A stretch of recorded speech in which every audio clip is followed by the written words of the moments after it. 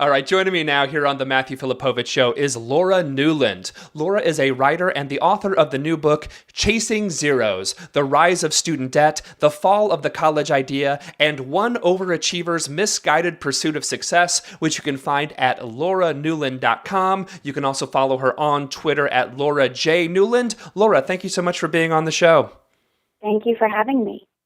All right, so Laura, your book, Chasing Zeros, describes your time as an undergrad at Duke University and how initially when you arrived, you were greeted fairly quickly with an onslaught of marketing from the financial industry. Tell us all about it.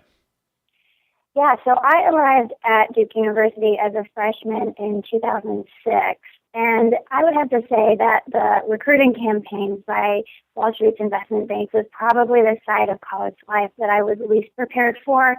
I did a lot of research, as so many high schoolers do, looking at colleges, reading statistics, comparing, what student life is like at these campuses.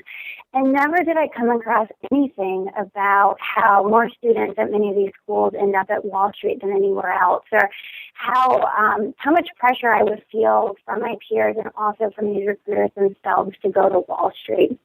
So as you said, I was completely unprepared for it. I grew up in a small college town in Alabama and had never even heard of Goldman Sachs when I got to Duke. And yet, by the end of my freshman year, Goldman Sachs and so many of its peers were on my radar. And in my eyes and so many of my peers, they were the most appealing prospects for what I thought I would pursue when I graduated. So when you get there, how do they actually? How does these Wall Street firms like Goldman Sachs, how do they go after college kids? What do they do? What is the process kind of like? And let's just start there. How do they actually go after students? Yeah, so the first thing that they do that's really effective is just that they are present. They're very hard to miss on college campuses.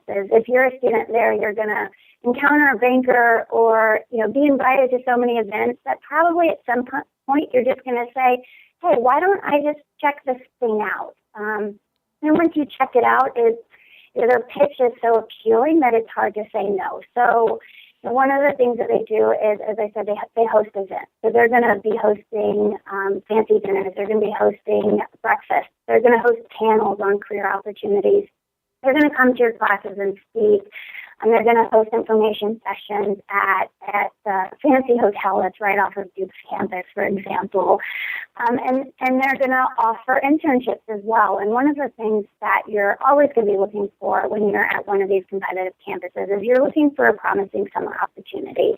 And Wall Street's banks offer paying internships for underclassmen, which almost no other industry does. So that's one way that they immediately establish themselves as a front runner in the job chase is that they offer some of the highest paid opportunities, and they do so starting when you're a freshman or a sophomore. And that's very appealing to students as well. I mean, I think I'm someone who generally believes that interns should be paid in general, just because as a principle, I think it's probably the right thing to do to actually, if someone is actually doing work, they should be paid. But the fact that they pay really high salaries on some of these internships, actually, it's some of these are fairly well compensated. Yes, they do pay high salaries. I think today the starting salary for a first-year banker is about $70,000. And so if you're working as a summer intern, you're getting a prorated amount of $70,000. And then also, if you are a junior and you have an internship like that and you're offered or if an offer is presented to you at the end of the summer, you can also get a $10,000 signing bonus just to accept that offer. So making a $70,000 prorated salary over just 10 weeks and then a $10,000 signing bonus at the end of the summer, and you can walk away with over $10,000 with over $20,000 in your pocket, which is pretty good for a college student. And then, as you said, there is a lot of talk these days on college campuses about internships and whether they should be paid or not. But the bottom line is a lot of internships just aren't paid. And what that does is it creates a divide between, the students who are better off financially and those who can't afford to go to New York for 10 weeks and pay for housing there and pay for meals there and work unpaid.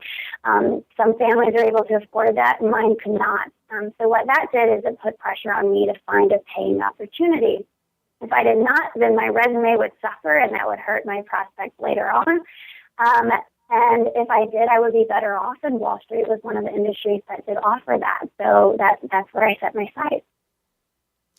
You write about, and one of the main points of the book is how the actual cost of an education, the debt that students go into, a lot of the ways it actually forces students into the hands of Wall Street, because if students are leaving college with $100,000 in debt, sometimes more than that, they actually are going to have to find a job that pays them well enough to actually get them out of debt and not be in debt their entire lives. And Wall Street is one of the few areas that actually offers that opportunity. Talk a little bit about debt and the trap of debt that universities actually spring. Yeah, so that's a huge part of it. Today, the average college student graduates with over $25,000 in student debt. So they're immediately going to be looking for opportunities that pay well. And it also, what it does is it limits their postgraduate education as well. If you graduate with, say, $25,000 in debt as a 22-year-old, you're probably not going to be as attracted to medical school, for example, where you're just going to rack up even more debt. Today, the average medical student or medical school graduate leaves with six figures of student debt. So what it does is it really stacks the deck in favor of these industries that can pay enough money to erase your debt. And I think a lot of students look towards Wall Street as kind of a quick fix for their financial difficulties. And some go there, pay off their debt and then leave. But I think others can get sucked into the culture. Once you're making that much money as a 22-year-old, it's tough to become a teacher after that, or to go into public service after that point. So yeah, the levels of student debt are definitely a big part of that. And until that changes, until students in this country can pursue an education without living in so much debt, I don't really see Wall Street's appeal lessening significantly.